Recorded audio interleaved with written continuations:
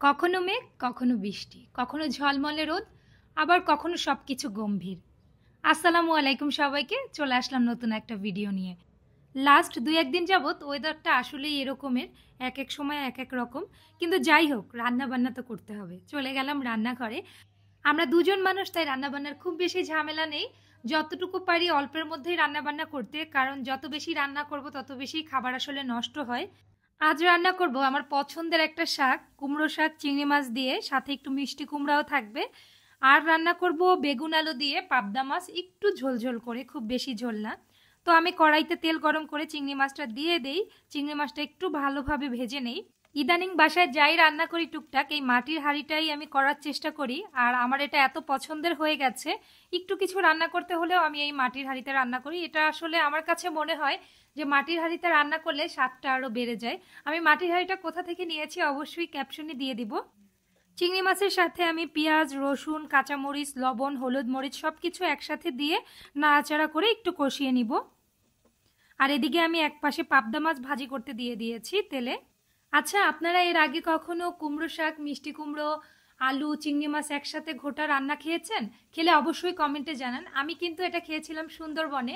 আমি এক জায়গায় নতুন নতুন খাবার ট্রাই করি, আবার বাসায় এসেও চেষ্টা করি ওভাবে রান্নার। মশলাটা ভালোভাবে কষানোর জন্য আমি একটুখানি পানি দিয়ে নেই, যাতে আরও ভালোভাবে এটা কষানো যায়। এরপর আমি কেটে রাখা মিষ্টি কুমড়ো, আলুটা দিয়ে দেই এই মশলার মধ্যে। কারণ আগে যদি একটু কষিয়ে না নেই, শাকটা অনেক তাড়াতাড়ি সিদ্ধ হয়ে যাবে আর কুমড়ো আর আলুটা কাঁচা থেকে যাবে। তাই আমি আগেই মশলার সাথে এটা ভালোভাবে একটু কষিয়ে ভাপে দিব। এরপর যখন একটু সিদ্ধ হয়ে আসবে, তার মধ্যে একটু গরম পানি দিয়ে দিব। গরম পানি দেওয়ার পর এর মধ্যে আমি কুমড়ো শাকটা দিয়ে দিব, যাতে এখন সমানভাবেই সব কিছু সিদ্ধ হয়। এরপর ঢাকনা দিয়ে ঢেকে দিব। এক পাশে আমি শাক রান্না করেছি, আর এক পাশে আমি পাবদা মাছ, আলু, বেগুন ভেজে নিয়েছি।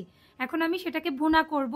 এর জন্য আমি কড়াই দিয়ে মশলাগুলো সব দিয়ে দিলাম একে একে। টমেটো, পেঁয়াজ, রসুন, হলুদ, মরিচ সব কিছু একবারে দিয়ে নেড়েচেড়ে কষিয়ে নিব।